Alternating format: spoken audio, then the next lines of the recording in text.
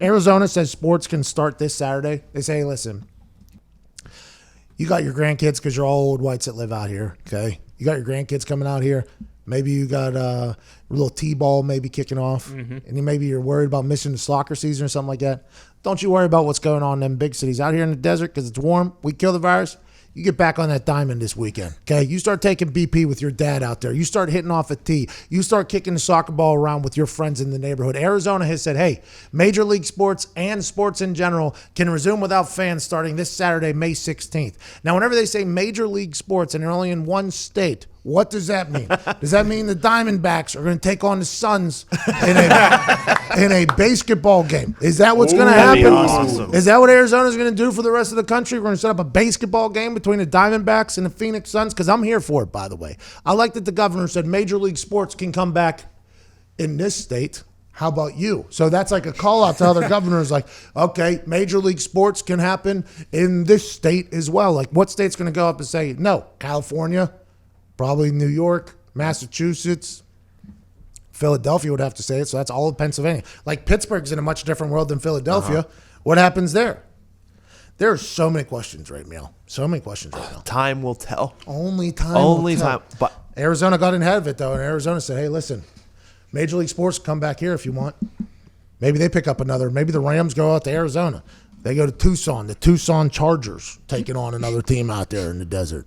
that'd be awesome. It wouldn't be bad. I was thinking like earlier when like Arizona said that it ties strictly to the MLB and saying like bring all like because they all have all the spring training stadiums like just come play your season here if you need to. Hey, Major League Sports can happen here, and nobody else calls their league the Major League.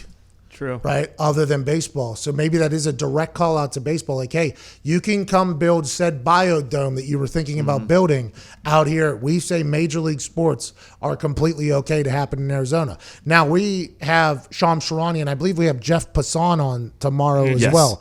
Jeff Passan, Passing. Jeff Passan is ESPN's MLB guy. He crushes it on Get Up whenever he's talking about the sport that really nobody cares about anymore. Tomorrow we'll talk to him about the potential biodome that happens in Arizona with the governor getting on board with it. Is this something that they're really contemplating doing? And I think Adam Silver came out of the meeting yesterday and said, if we do plan on getting back into this and we do the tournament or whatever, we have to understand that if one person gets it, we're going to have to continue. We can't just shut down everything. And I don't know if Adam Silver was pushing for that or if that was what he was saying. Like, hey, if we do decide to go along with this, my input is this. We have to be able to move forward if somebody comes out positive with coronavirus because we can't just shut it down if one person gets it because it feels like people are going to get it. So that's an interesting take from Adam Silver that I would assume the guy who called his championship trophy a piece of metal, Ron Manfred, is also thinking, but he's also thinking, let's get back out there to Arizona and play the game because they were one of the first ones to say, let's biodome this thing. Do you think for those commissioners it was huge to see this weekend when one UFC fighter tested positive, they sent him away, they quarantined him, and then the rest of the weekend went off without a hitch? Like that was big to show that one person can be positive, but you don't have to shut everything down. Somebody in the comment section said Major League Soccer as well. Okay, got it. You're right. 100% right. I wasn't right, but I don't know if everybody's going to go play soccer in the desert in the summer. I don't know if that's going to be something that's going to happen. Except for they decided to make the World Cup in Qatar.